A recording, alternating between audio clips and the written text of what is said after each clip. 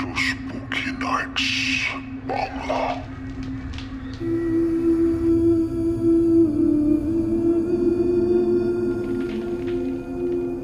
এই গল্পটা আমাকে বলেছিল খোকন কাকু। এই খোকন কাকু পেশায় ট্যাক্সি চালক আর আমার খুব কাছের লোক। এই খোকন কাকু আমাকে মায়ের অপারেশনের সময় খুব হেল্প করে এবং এই খোকন কাকু আর আমি একবার মায়ের এক ওষুধ আনতে গেছিলাম সাঁতরাগাছি, এবং সেই সাঁতরাগাছির সেই রাতে আমাদের একটা অভিজ্ঞতা হয়। সেই অভিজ্ঞতাটা সম্পর্কে আমি এপিসোড 1-এ বলেছি। তো কাকু সুস্থ হয়ে ফেরার পর কাকুকে আমি ঘটনাটা বলি, এবং ঘটনাটা শোনার পর কাকু নিজের জীবনের একটা শোনা ঘটনা আমাকে বলে, এবং যে ঘটনাটা বলে সেটা হচ্ছে 1970 সালের ঘটনা।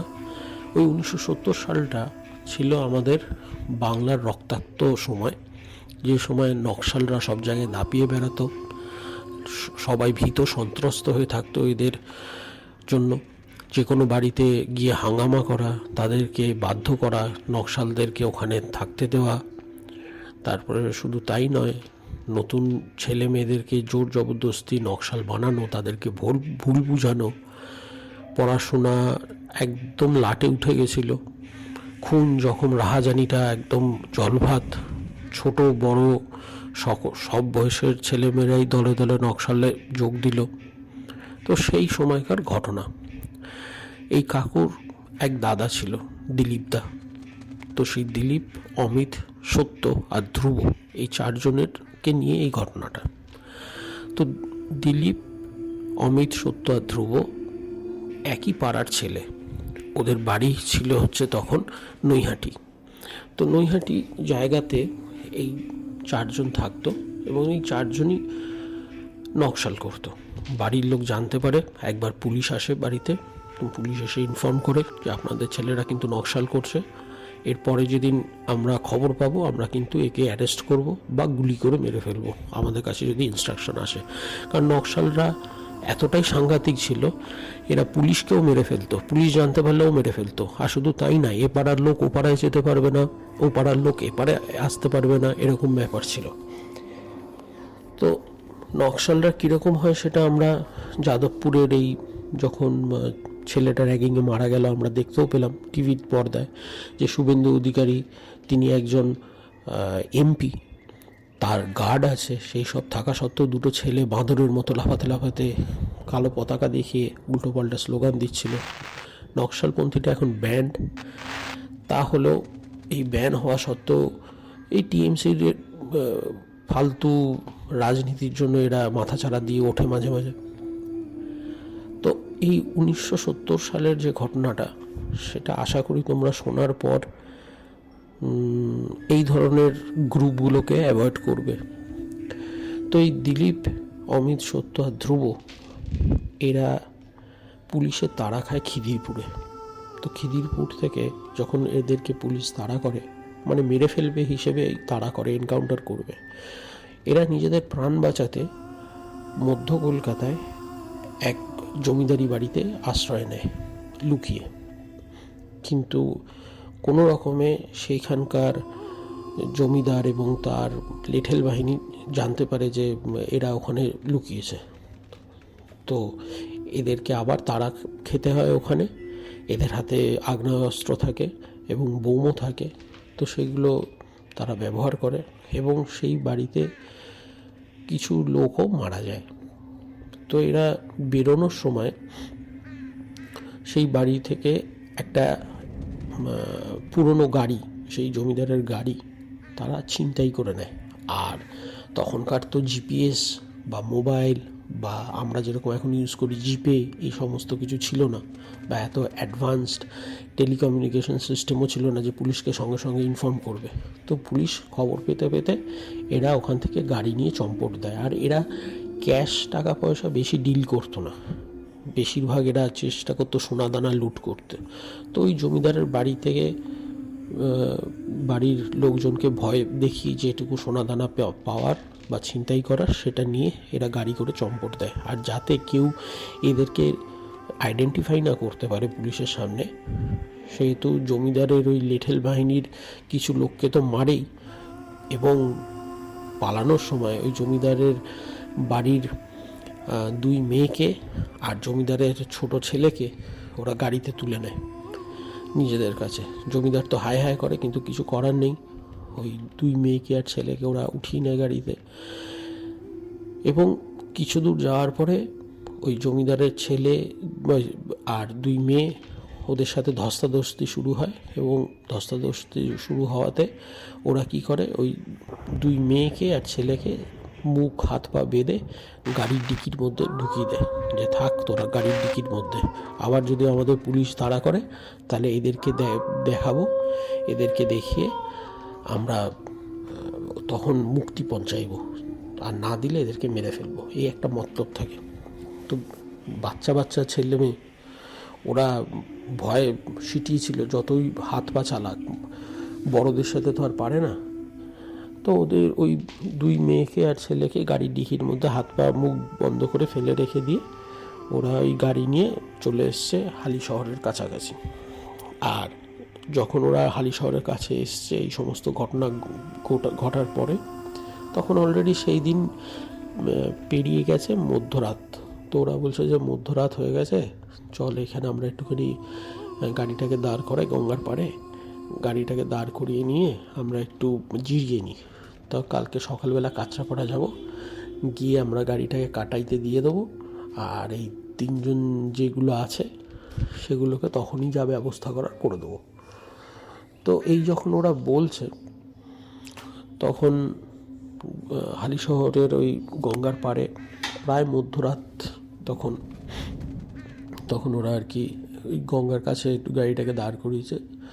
তো সেই রাত্রিরে ওই গঙ্গার ওই ঘাটেই এক কাপালিকও বসেছিল, সে কাপালিকও ওখানে বসে সাধনা করছে। এবার কাপালিকের সাধনা মোটামুটি আন্দাজ সবাই করতে পারো, যে তারা সাধারণত নর্মাল পুজো করে না, নয় কোনো শবের উপরে বসে, সব মানে হচ্ছে গিয়ে কোনো চিতার উপরে বসে তারা সাধনা করে, মানে অলমোস্ট বিবস্ত্র অবস্থায় করে। আর তাদের সাধনাটায় সত্যি সত্যি ভূত প্রেত এইসবও থাকে, ওই নরকঙ্কালের মাথার খুলি, তাতে করে তারা প্রসাদ অর্পণ করে, এরকম সব ভয়ঙ্কর জিনিস ওদের। তো ওরকমই এক কাপালিক ওই গঙ্গার পাড়ে বসে সাধনা করছে, আর এরাও দেখেছে। আর নকশালপন্থীরা ছিল যে আমরা ঠাকুর দেবতা এসব কিচ্ছু মানব না, এরকম টাইপের একটা দাদাগিরি সবসময়। তো যথারীতি এরা দেখে যে কাপালিকটা ওখানে বসে আছে, আর এই দিলীপটা আর অমিত বলে যে ছেলেটা, এই দুটো ছিল মহা বদমাশ। এরা বাড়ি থেকে যখন বেরোয়, বাড়ির লোকেদেরকেও অপমান করে, চিৎকার চেঁচামেচি করে বেরোয়। এমনকি দিলীপ তার বাবার গায়েও হাত তুলে ফেলে, এরকম অসভ্য ছেলে ছিল, বাবা মাকেও মানে না। তো বলছে যে দেখ ওই কাপালিকটা ওখানে বসে আছে, ওর কাছে নির্ঘাত মালকড়ি হবে, সাধু তো, লোকেরা টাকা পয়সা দেয়, চল ওই মালকড়িটা ঝাড়বো। বলছে তখন ধ্রুব বলে যে ছেলেটা, সে বলছে যে শোন, ডিকিতে যে বাচ্চাগুলো আছে ওগুলো মনে হয় এতক্ষণে মারাই গেছে, কারণ আমরা ওদেরকে খুব মারধরও করেছি, ওদের নাক মুখ ফেটে তখন রক্তও বেরোচ্ছিল, আর আমরা তো ওদের নাক মুখ এমনভাবে বেঁধেছি পলিথিন দিয়ে, ওরা তো মনে হয় শ্বাস বন্ধ হয়ে এতক্ষণে মারা গেছে, কোনো নড়াচড়ার আওয়াজও তো পাচ্ছি না। তাহলে সেরকম যদি হয়, কাপালিকটার কাছে এই লাশগুলোকে দিয়ে দেবো, তাহলে কাপালিকটা হয়তো আমাদের কিছু মালকড়ি এমনিই দিয়ে দেবে, ওকে আর মারার দরকার হবে না। তো ভেবে দেখ কি করবি, তোরা যাচ্ছিস যখন যা, আর আমাকে বলিস কি বলছে। তো ধ্রুবর এই কথাটা শোনার পরে বাদবাকি 3 জন একটু মুখ চাওয়াচাই করলো, ওদেরও কথাটা ভালোই লেগেছে। তো বললো ঠিক আছে, যদি কাপালিকের কাছ থেকে এমনি মালকড়ি পাই তো ঠিক আছে, বাচ্চাগুলোকে লাশগুলো ফেলে দেবো ওখানে, আর যদি না যায় তাহলে তো উড়িয়েই দেবো। তো একটু আশপাশটা দেখ, অন্ধকারে তো কিছু বোঝা যাচ্ছে না, কোন দিকটা শ্মশান ফশান আছে সেটাও দেখ, আর যদি কোনো লোক আসে আমাদেরকে একটুখানি তুই জোরে ডাক দিবি। এই বলে ওই 3 জন চলেছে ওই কাপালিকের দিকে। ধ্রুব গাড়িতেই বসে থেকে লক্ষ্য রাখে যে ওরা তিনজন কী করছে, কিন্তু ওর মন সায় দেয় না। ও গাড়ি থেকে নেমে আশপাশটা দেখে। তো সেদিন পূর্ণিমাও ছিল না, আবার অমাবস্য নয়, শীতকালের রাত, একটু কুয়াশা, এদিক ওদিক চোখ পড়তে ধ্রুব বুঝতে পারে যে ওরা হালিশহর শ্মশান ঘাটের কাছাকাছি দাঁড়িয়ে আছে। তো ওর মনের মধ্যে হঠাৎ করে একটা খারাপ সংকেত আসে যে ওরা এই যে গেল ওই সাধু কাপালিকের কাছে, আর যদি কিছু হয় এই আওয়াজে, এই শ্মশান ঘাটে তো অনেক সময় রাত্রিবেলাও মরা পোড়াতে আসে, অনেক লোকজন যদি চলে আসে তাহলে ওরা ধরা পড়ে যেতে পারে। তো ও এইসব ভাবছে, আর এমন সময় ও দেখতে পাচ্ছে যে দূর থেকে কতগুলো লোক আসছে। তো তড়িঘড়ি ওই অমিতদেরকে হাঁক দিতে যাবে। তো হাঁক দেয়ও যে আয়, চলে আয় অমিত, এখানে যা, ওখানে যাস না। দিলীপ তো ততক্ষণে প্রায় পৌঁছে গেছে কাপালিকের কাছে, সত্যও তাই। তো অমিত একটু পেছনে ছিল বলে অমিতকে হাঁক দিয়েছে। তো অমিত বলছে যে দাঁড়া, কিছু হবে না, ওই লোকগুলো আসবে না, ও আস্তে আস্তে আমরা চলে আসবো, শুধু মাল করে নেবো, চলে আসবো। তো ওই তিনজন যায় কাপালিকের কাছে। তো কাপালিককে সাধনা করার সময় দিলীপ পাশ থেকে গিয়ে কাপালিকের মাথায় এক চড় মারে। তো চড় মারাতেই কাপালিক খুব রেগে তার আসনের উপরে দাঁড়িয়ে পড়ে দিলীপকে এক লাথি মারে, আর মুখ থেকে বিশ্রী আওয়াজ করে হাতের মুঠ করা একটা লাল রঙের সিঁদুরের মতো কিছু ও ছুঁড়ে মারে দিলীপের দিকে, আর বলে যে দিলীপকে উদ্দেশ্য করে বলে, তোর আর তোর এই দুই সঙ্গীর মৃত্যু অনিবার্য, তোরা সকালের সূর্য দেখতে পারবি না। আর তোরা আমার কাছ থেকে টাকা পয়সা লুট করবি বলে ভেবে এসছিস? আমরা সাধক, আমাদের কাছে টাকা পয়সা বলে কিচ্ছু থাকে না, আমরা ভগবানের নাম করি। আর তোরা এই বাচ্চা তিনটেকে আটকে রেখেছিস তোদের ওই গাড়ির মধ্যে, ওরাই তোদের মৃত্যুর কারণ হবে। এই কথাটা বলেছে। দিলীপেরও রাগ হয়ে গেছে। দিলীপ কি করেছে, পিস্তল বের করে গুলি চালিয়েছে। কিন্তু ধ্রুব দেখলো গুলি চালালো ঠিকই, কাপালিকের কিন্তু কিছু হয়নি।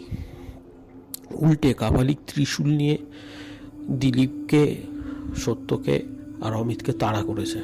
সেই দেখে দিলীপ, সত্য আর অমিত উল্টো দিকে দৌড় লাগায়। ধ্রুবর মন সায় দেয় না। তো ধ্রুব মনে মনে ভাবছে হয়তো কাপালিকের গুলি লেগেছে, কিন্তু কাপালিকরা তো খুব সাংঘাতিক হয়, ওই জন্য হয়তো ত্রিশূল নিয়ে তাড়া করেছে ওদেরকে। ধ্রুব কি করেছে, ধ্রুব আর কোনো কথা না বাড়িয়ে চুপচাপ গাড়িতে উঠে বসেছে, আর কিচ্ছু কোনো দিকে কোনো কথাও বলেনি, আর পেছনের সিটে বসে চুপচাপ লুকিয়েছিল যাতে কেউ না দেখতে পায়। এবার কাপালিক কিছুটা তাড়া করে ওদের উদ্দেশ্যে অভিশাপ দিচ্ছে যে তোরা আজকেই মরবি। আর ওই তিনজন ততক্ষণে ছুটে গাড়ির কাছে চলে এসে যথারীতি গাড়িতে ওঠে। দিলীপ গাড়ি স্টার্ট দেয় আর ওখান থেকে সোজা গাড়ি চালিয়ে পালাতে থাকে। এবার ধ্রুব মাথা যখন ওঠায় তখন ধ্রুবর পাশে বসে থাকা সত্য বলে, কিরে তুই আবার এত ভীতু, সেটা তো আমরা জানতাম না, আমাদেরকে ও মারলো আর তুই এখানে চুপ করে লুকিয়ে রইলি। ধ্রুব বলল, দেখ আমাকে গালাগাল দে আর যাই কর, আমি এইসব মানি আর আমার এইসবে খুব ভয় লাগে। আর তখন তোরা দেখতে পাচ্ছিস যে আমি তোদেরকে ডাকছি, পেছন থেকে শ্মশান যাত্রীরা আসছে একটা লাশ নিয়ে, অতগুলো লোকের মধ্যে যদি আমরা ধরা পড়ে যাই, আর সঙ্গে ডিকিতে 3টে বাচ্চা রয়েছে, এখন আমরা এটাও জানি না যে ওই 3টে বাচ্চা বেঁচে আছে কিনা। তখন অমিত বলছে যে শোন, ওই বাচ্চা 3টে রয়েছে, সেটা ওরা কি করে জানবে ডিকিতে আছে, আমরা বলতাম না। আর অত ভয় কিসের, আমরা না নকশাল করি, বন্দুক আছে, বোম আছে, অত ভয় কিসের আছে। তো দিলীপ বলে, এত যখন ভয় যখন, তাহলে তুই নকশাল হয়েছিস কেন? আর এইসব কথা কাটাকাটি হচ্ছে গাড়ির মধ্যে। আর গাড়ি তখন চলেছে কাঁচরাপাড়ার দিকে। এবার কাঁচরাপাড়া একটা বড় খাল আছে, তো ওই খালের কাছাকাছি প্রায় চলে এসছে। সামনে একটা বড় খাল, এদিকে চাঁদের আলো, কিন্তু প্রচুর মানে ফাঁকা রাস্তা ওটা। তো ওখান দিয়ে গাড়িটা যাচ্ছে, যেতে যেতে হঠাৎ করে খুব জোর ঝটকা দেয়, গাড়িটা দিয়ে দাঁড়িয়ে পড়ে। এবার গাড়ির যেটুকু আলো, তাতে করে আশপাশটা যেটুকু আলো হয় আর কি, শীতকালের সময় একটু ধোঁয়াশা ধোঁয়াশাও থাকে, তো আশপাশটা দেখছে যে কিছু আটকে গেল নাকি নাকি কাদায় আটকে গেল। তখন তো আর এরকম ঝাঁ চকচকে রাস্তা থাকতো না। তো দেখছে যে না, কিছুই না। আবার গাড়িটা স্টার্ট দেয় দিলীপ, দিয়ে আবার গাড়িটা কিছুক্ষণ যায়, গিয়ে আবার খুব জোর কেঁপে উঠে বন্ধ হয়ে যায়। তখন অমিত বলে, দাঁড়াও তো একবার দেখি যে কোনো চাকা লিক হয়েছে কিনা। তো অমিত আর সত্য নামে গাড়ি থেকে, নেমে সত্যর পেছন দিকটা দেখে, আর অমিত সামনের দিকটাও দেখে। বলে, না দিলীপ দা, কিছু হয়নি। এইদিকে ধ্রুবর মনে তো ভয় আছে যে কাপালিকটা ওরকম অভিশাপ দিয়েছে চিৎকার করে করে, কি আবার হয়। তার মধ্যে ডিকিতে বাচ্চাগুলো বেঁচে আছে না মরে গেছে তাও জানে না। দিলীপ আবার গাড়ি স্টার্ট দেয়, এগোয়। কিছুটা এগিয়ে গিয়ে খুব জোর আওয়াজ হয় গাড়িটায়, আর ডিকিটা একদম বোমের মতো খুলে যায়। বোম যেরকম ফাটলে যেরকম হবে ডিকির ভেতরে, ঠিক ওরকম একটা আওয়াজ করে ডিকিটা খুলে যায়, আর গাড়িটাও দাঁড়িয়ে পড়ে। আর ধ্রুব দেখছে যে ওই বাচ্চা তিনটে আর মানুষ নেই, পিশাচের মতো হয়ে গেছে, হাওয়ায় ভাসছে। ওরা গাড়িটাকে চারিদিক দিকে ঘিরে দাঁড় করিয়েছে, তিন দিকে তিনটে দাঁড়িয়ে আছে। ওই দেখে ধ্রুব তো পরিত্রাহী চিৎকার করতে শুরু করেছে, হে রাম বাঁচাও আমাদের, রাম রাম রাম রাম করতে শুরু করেছে। আর এই তিনজন কিছু না বুঝে গাড়িটাকে আবার চালু করে আবার এগোতে গেছে। আর এরকম সময় কি হয়, গাড়িটাকে এত জোরেই চালিয়েছে, ওরা খেয়াল করেনি যে মানে ওই যে বড় জলাশয়টা আছে তার ঢালে গাড়িটা ছিল প্রায়, ওরা আর খেয়াল করেনি। ওরা ওই তাড়াতাড়ি করে পালাতে গেছে, আর গাড়িটা গিয়ে ওই কাদার মধ্যে আটকে গেছে ঢালে।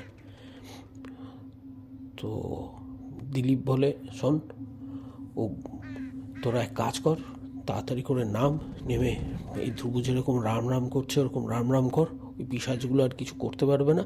আর তোরা পেছন থেকে দিয়ে গাড়িটাকে ঠেলা দে, আমি গাড়িটা কাদা থেকে উঠে গেলেই আবার গাড়িতে উঠে আমরা এখান থেকে পালিয়ে যাব। তো অমিত আর সত্য তাই করে, গাড়ি থেকে নামে, ধ্রুবকেও নামতে বাধ্য করে, ধ্রুব নেমে যায়। ওই কিন্তু ধ্রুব নেমে আর গাড়িটাকে যে ঠেলবে তার শক্তি ধ্রুবর নেই। আর ধ্রুব বুঝতে পারে যে এই তিনজনের মৃত্যু অনিবার্য। তো ধ্রুব যেই গাড়ি থেকে নামে, একটা পিশাচ ওকে ধ্রুবকে ধরে ছুঁড়ে ফেলে দেয় রাস্তায়। আর ধ্রুব রাস্তার সাইডে পড়ে গিয়ে গোঙাতে থাকে ভয়ের চোটে, আর কিছু করতে পারে না। এবার ধ্রুব দেখছে যে পেছনে অমিত আর সত্য গাড়িটাকে ঠেলে তোলার চেষ্টা করছে, কিন্তু গাড়ির নিচে কতগুলো হাত বেরিয়ে রয়েছে ভূতের, এবং সেইগুলো গাড়িটাকে চেপে ধরে রেখেছে। দিলীপ প্রাণপণ চেষ্টা করছে গাড়িটাকে এগোবার জন্য, কিন্তু গাড়ির পেছনের চাকাগুলো খুব জোর ঘুরছে, ধোঁয়া বেরোচ্ছে, এমনকি আগুনের ফুলকিও বেরোচ্ছে, তাতে কোনো লাভ হচ্ছে না। গাড়ি একটুও এগোচ্ছে না, ওখানেই দাঁড়িয়েছে। আর ভূতগুলো আস্তে আস্তে, ওই পিশাচগুলো আস্তে আস্তে ওদেরকে, ওই তিনজনকে ঘিরেছে। দিলীপকে চুলের মুঠি ধরে একটা পিশাচ দরজা না খুলে এই গাড়ির জানলা থেকে টেনে বের করেছে। আর শুধু টেনে বের করেনি, একটা পা মানে তোমার ওই কাঁধে রেখেছে দিলীপের, আর দু হাত দিয়ে মুন্ডুটাকে ধরে এক টান দিয়ে মুন্ডুটাকে ধর থেকে আলাদা করে দিয়েছে। আর রইল দুজন পেছনে। অমিতের দুটো পা ধরেছে দুটো পিশাচ মিলে, খুব জোর টেনে অমিতের দুটো পা ছিঁড়ে ফেলে। আর রইল সত্য দৌড়াতে থাকে প্রাণ বাঁচাবার জন্য, কিন্তু কোনো লাভ হয় না। তিনটে পিশাচ ওকে ধরে ফেলে রাস্তায়, ধরে সত্যর দুটো হাত আর মাথা একসাথে টানতে থাকে, আর এমন বীভৎসভাবে মেরে ফেলে যে হাত দুটো গা থেকে ছিঁড়ে যায়, পাঁজরগুলো বেরিয়ে আসে, আর কোমর থেকে হাত দুটো ঝোলে, আর শুধু শিরদাঁড়া আর মুন্ডুটা একসাথে দাঁড়িয়ে আছে। আর মুন্ডুটাকে 3 নম্বর যে পিশাচ, সে মুন্ডুটাকে টেনে খুলে নেয় শিরদাঁড়া থেকে। এই মানে ভয়ানক দৃশ্য দেখার পরে ধ্রুব আর কিছু কিছু আর নিজেকে সামলাতে পারে না। ও কোনো রকমে ওখান থেকে উঠে ও আশপাশটা দেখতে থাকে। দেখে যে তখনকার দিনে কখনো কখনো এরকম ছোট ছোট বেদি বানানো থাকতো ওই খাল পাড়ে বা যে কোনো জলাশয়ের পাশে, গাছের তলায়। এখনও তোমরা দেখতে পাও যেরকম লাল রঙের একটা বেদি থাকে, তাতে একটা ছোট্ট মন্দির মতো করা থাকে, কিছু ঠাকুরের ফটো থাকে, একটা ছোট ত্রিশূল লাগানো থাকে, অনেক সময় ওই শিলার মতো কিছু রাখা থাকে। তো ওই চাঁদের আলোয় দেখতে পায় যে ওরকম একটা গাছতলা রয়েছে। ও নিজেকে বাঁচাবার জন্য ওই গাছতলার দিকে দৌড় লাগায়। আর এই 3টে পিশাচ তখন ধ্রুবর দিকে দৌড়াতে থাকে, মানে আসতে থাকে যে ওকেও মারবে। ধ্রুব তাড়াতাড়ি করে গিয়ে ওই গাছতলা ওই বেদিটার উপরে উঠে একদম নিজেকে চুপ করে কোনো রকমে সামনে রাখে ওটার ওই বেদিটার উপরে। এদিকে মনে মনে ভয় আছে যে এরা যদি একটু ফাঁক পায় ওরও ওই দশা করবে। কিন্তু যাই হোক, ওই পিশাচগুলো আর ওই বেদিটার কাছে আসে না, মিলিয়ে যায়। তো ধ্রুব ওখানে বসে থাকে চুপচাপ। সকাল হতেই লোকেরা আসে, লোকেদেরকে ও সব ঘটনা বলে যে এই ব্যাপার, এরকম এরকম হয়েছে। তো লোকেরা বলছে যে আপনি যেটা বলছেন, তুমি যেটা বলছো যে এদেরকে এরমভাবে 3টে পিশাচ মেরেছে, ওই গাড়ি থেকে 3টে লাশ বেরিয়েছে, তাহলে তুমি এখানে কি করে এলে? তোমার তো এখানে আসার কথা না। লোকেরা বুঝতে পারে যে ধ্রুব অর্ধেক সত্যি কথা বলছে, ওরও ওই দলের মধ্যে ছিল। তো ওরা পুলিশে খবর দেয়, পুলিশ এসে যথারীতি ধ্রুবকে ধরে, এবং পুলিশ ধরে এবং থানায় নিয়ে যায়, 2-4 ঘা দেয়, এবং ধ্রুব স্বীকার করতে বাধ্য হয় যে ও নকশাল, এবং ওর ওই 3 বন্ধু যারা ওরকমভাবে ছিন্ন বিচ্ছিন্ন হয়ে পড়ে মরে আছে রাস্তার উপরে, তারাও নকশাল। গাড়ির ভেতরে 3টে লাশ ছিল, 3টে বাচ্চার, সেটাও বলে। কিন্তু পুলিশ বলে ওই লাশ 3টে তো আমরা পাই না, সেই লাশ 3টে কোথায়? তো বলে আমি তো দেখতে পাই না, ওরা ওই পিশাচগুলো কোথায় গেল? পুলিশ বিশ্বাস করে না, বলে পিশাচ বল কোথায় পুঁতেছিস? বলে খুব মারে, ওকে ভীষণ মারে। প্লাস ওর বাড়িতে গিয়ে খবর দেয় যে তোর বাড়ি কোথায়। তো ওই 4 জনের বাড়ির লোকেরা আসে, তাদেরকেও পুলিশ জিজ্ঞাসাবাদ করে যে কী ব্যাপার। আর তখনকার দিনের পুলিশ তো আর এখনকার মমতার পুলিশের মতো না যে পয়সা দিলেই হবে। তখনকার পুলিশ কাজ করতো, এমনকি বাটি চুরি হলেও পুলিশ চলে আসতো। আর নকশালদের উপরে এমনি পুলিশের রাগ। তো পুলিশ এসছে, ভালো রকম জিজ্ঞাসাবাদ করেছে সবাইকে। তো যেটুকু বুঝতে পেরেছে যে এই ধ্রুব যেটা বলছে তার কি সত্যি ঘটনাই এরকম হয়েছে, কিন্তু বাচ্চার লাশগুলো দরকার, ওগুলো তো পেতেই হবে। তো কিছুদিন বাদে ওরা ওই বাচ্চার লাশগুলো পায় ওই জলাশয়ের মধ্যেই ধারে। তো ওরা বুঝতে ওরা আর কি কেসটা সাজায় যে ধ্রুব আর তার ওই 3 বন্ধু মিলে আর কি এই খুনটা করেছে। আর ধ্রুব এর মধ্যে কী হয়েছে, এতটাই মেন্টাল শক পেয়েছে যে ও আস্তে আস্তে পাগলের মতো হয়ে গেছে। পুলিশ স্টেশনে পুলিশরা দেখছে যে ও কীরম যেন বিড়বিড় করে কাদের সাথে যেন কথা বলে, আর নিজের গা কেটে কেটে দেয়ালে নাম লেখে কাদের সব, আর বলতে থাকে তোমাদের আমি মুক্তি দিয়ে দেবো, তোমরা চিন্তা করো না, আমাকে মেরো না, আমাকে মেরো না, এরম করতে থাকে। তো পুলিশ বুঝতে পারছে যে এ তো আস্তে আস্তে পাগল হয়ে যাচ্ছে। এবার পাগলকে তো আর ফাঁসি দেওয়া যাবে না, এবার কোর্টে নিয়ে গেলে জাজও মানবে না, বলবে এই তো পাগল ধরে নিয়ে এসছো, একে আগে সুস্থ করো। তো পুলিশ যথারীতি কোর্টে যায়, ঘটনাটা বলে, এবং জাজ বলে হ্যাঁ ওকে আগে সুস্থ করতে হবে, না হলে কিচ্ছু বোঝা যাবে না। তো ওকে নিয়ে কোথায় যাবে, ওকে নিয়ে পাগলাগারদে গেছে। তো পাগলাগারদে গিয়ে তো ওখানে রেখেছে। আর ধ্রুব এই ঠাকুর দেবতা মানত, ওর কাছে কটা তাবিজ কবজও ছিল। এবার পাগলাগারদে যেরকম নিয়ম, যে কোনো মেন্টাল অ্যাসাইলামে যেরকম নিয়ম, বা পুলিশ স্টেশনেরও যেরকম নিয়ম, যে ওই তাবিজ কবজ খুলে ফেলবে। তো ওই তাবিজ কবজ খুলে রেখেছে, খুলে নিয়েওছে, পুলিশও কিছু খুলে নিয়েছে।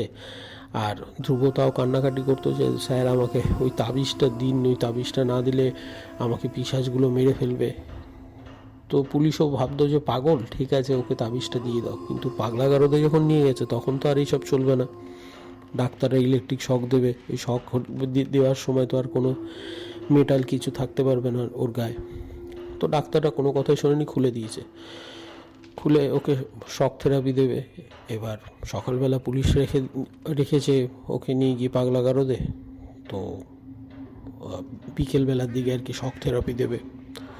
তো সন্ধ্যের পরে ওকে একবার শক থেরাপি দিয়ে সেলে রেখে দিয়েছে। ওই সেল যেরকম থাকে, একটা বেড আর একটা পেশেন্ট, ওরকম বাঁধা অবস্থায়, হাত পা বাঁধা অবস্থায় শুয়ে আছে। হঠাৎ করে ভীষণ জোর চিৎকার, চতুর্দিকে আওয়াজ হচ্ছে বাঁচাও বাঁচাও করে। সবাই ছুটে গেছে, কে চিৎকার করছে এরকম, সব আওয়াজটা ইকো হচ্ছে ভেতরে। তো গিয়ে দেখে যে ধ্রুব ওরকম চিৎকার করছে আর ছটফট করছে, আর তিনটে কালো কালো ছায়া ওর আশপাশে রয়েছে। আর শুধু তাই না, যে ধ্রুব চিৎকার করছে আমাকে মেরে ফেললো, আমাকে মেরে ফেললো করে, যতক্ষণে ওয়ার্ড বয় নিজে সাহস করে ওই ভেতরে যাবে, ততক্ষণে ওই পিশাচগুলো এসে ধ্রুবর দেহটাকে ছিন্নভিন্ন করে ফেলে। তো ওয়ার্ড বয় আর ডাক্তাররাও দৃশ্যটা দেখে এবং ওরকম ছিন্নভিন্ন করে সঙ্গে সঙ্গে পিশাচগুলো গায়েব হয়ে যায়। কিন্তু ডাক্তাররা কি বলবে পুলিশকে? ডাক্তাররা পুলিশকে তক্ষুনি খবর দেয়, পুলিশ আসে, পুলিশ এসে দেখে। পুলিশ আর কি লিখবে রিপোর্টে, যা ঘটনা সেটাই লেখে। জাজের কাছে যখন যায়, জাজ বলে এরকম ভৌতিক ঘটনায় আমি কি করে রায় দেবো, এসব হয় না, কেস বন্ধ করে দিই। তো কেসটা বন্ধ হয়ে যায়। এবার এইদিকে এই চারজনের বাড়িতেও উপদ্রব শুরু হয় পিশাচের। কখনো কেউ দেখতে পায় যে মাংসের পিণ্ডি পড়ে আছে, পচা গলা মাংসের পিণ্ডি পড়ে আছে বাড়ির উঠানে। কেউ দেখতে পায় যে একটা ছেলে উল্টো হয়ে ঝুলছে হাওয়ায়, এরকম সব ভয়ানক দৃশ্য। তবে কেউ দেখে যে তার বাড়ির ছেলে এসে খেতে চাইছে মধ্যরাত্রে হঠাৎ করে। আবার কেউ দেখে ঘরের ভেতরে মাঝে মাঝে মনে হলো কেউ এদিক থেকে ওই দিক চলে গেল। সে মানে সবাই ভীত সন্ত্রস্ত হয়ে রয়েছে। তো সব এই চারটে বাড়ি থেকে ঠিক করলো, যেহেতু ওরা এক পাড়ারই ছেলে চারজন, যে চলো আমরা গয়ায় যাই, গিয়ে পিণ্ড দান করে দিয়ে আসি। তো গয়ায় গিয়ে একজনেরকে বলে তারা পিণ্ড দান করে, এবং পিণ্ড দান করার পরেও সেই যে তান্ত্রিক থাকে সে বলে দেয় যে কটা জিনিস দিলাম, এই কটা জিনিস কালী পুজো অবধি ধারণ করো। কালী পুজো একটা করতে হবে তোমাদেরকে চারজনকেই। ওই কালী পুজোটা করার পরে এই পিশাচগুলো আর আসবে না, কিন্তু ততদিন এই জিনিসগুলো তোমরা গায়ে ধারণ করো, আর আমি কিছু দিচ্ছি সেটা বাড়ির চারিদিকে ছড়িয়ে দেবে, তাহলে আর ওরা কিছু করবে না। নয়তো ওরা বাড়ির কারুর না কারুর একটা অঘটন ঘটাবেই। তো একদিন এরকম খোকন কাকু আর খোকন কাকুর মা তুলসী তলায় প্রদীপ দিচ্ছে, দেখছে দিলীপ দা সামনে দাঁড়িয়ে আছে, মেন দরজার সামনে দাঁড়িয়ে ডাকছে যে কে গো, আমাকে কিছু খেতে দাও, তোমরা ওখানে দাঁড়িয়ে আছো কেন? কিন্তু বাড়ির ভেতরে ঢুকতে পারছে না, যেহেতু ওই জিনিসটা সবাই ছড়িয়েছে। তো খোকন কাকু আর খোকন কাকুর মা দেখেও না দেখার ভান করে ওরা ঘরে চলে যায়। আর খোকন কাকুর মা খুব রেগে কথাটা বলে যে তুই আমার আর ছেলে নেই, তুই চলে যা এখান থেকে, তুই এখন পিশাচ হয়ে গেছিস, যেরকম তুই কর্ম করেছিস সেরকম ফলও পেয়েছিস, আর এখানে আসবি না বলে চলে যায়। এবং সেই চলে যাওয়ার সেই কথাটা বলার পরে সেই আত্মার মানে সেই ছায়াটাও গায়েব হয়ে যায় ওখান থেকে। তো কালী পুজোর পর যখন কালী পুজো হয় আর কি, সেই সময় ওরা একটা কালী পুজো করে চারটে পরিবার একসাথে হয়ে, এবং তারপর থেকে ওই 20,000 হাত থেকে মুক্তি পায়। আমাকে যখন এই খোকন কাকু এই ঘটনাটা বলে, তখন খোকন কাকুরও চোখে জল থাকে, কারণ কাকুর দাদা বলে কথা, কাকু তখন অনেক ছোট। বড় হওয়ার পরে জানে যে তার এক দাদা ছিল, সেরকম নকশাল হয়েছিল, তারপরে তার এরকম মর্মান্তিক মৃত্যু হয়। তো খোকন কাকু নিজেকে অনেক পাল্টায় যে কখনো ওই খারাপ পথে যাবে না। এবং পরবর্তী ক্ষেত্রে খোকন কাকুর বাড়ির লোকেরাও খোকন কাকুকে নিয়ে কলকাতায় চলে আসে ওই পাড়া গা ছেড়ে। তাদের মনের মধ্যে একটা ভয় কাজও করতে থাকে যে এই বাড়ির ছেলে যদি আবার কিছু অঘটন ঘটে। আমাদের একটা ছোট ছেলেও আছে, খোকন কাকুর কথা ভেবে ওরা ওই বাড়ি চেঞ্জ করে কলকাতায় চলে আসে। তারপর কলকাতায় এসে খোকন কাকু বড় হওয়ার পরে ট্যাক্সি চালায়, ট্যাক্সি চালিয়ে নিজের সমস্ত কিছু রোজগার পাতি করে।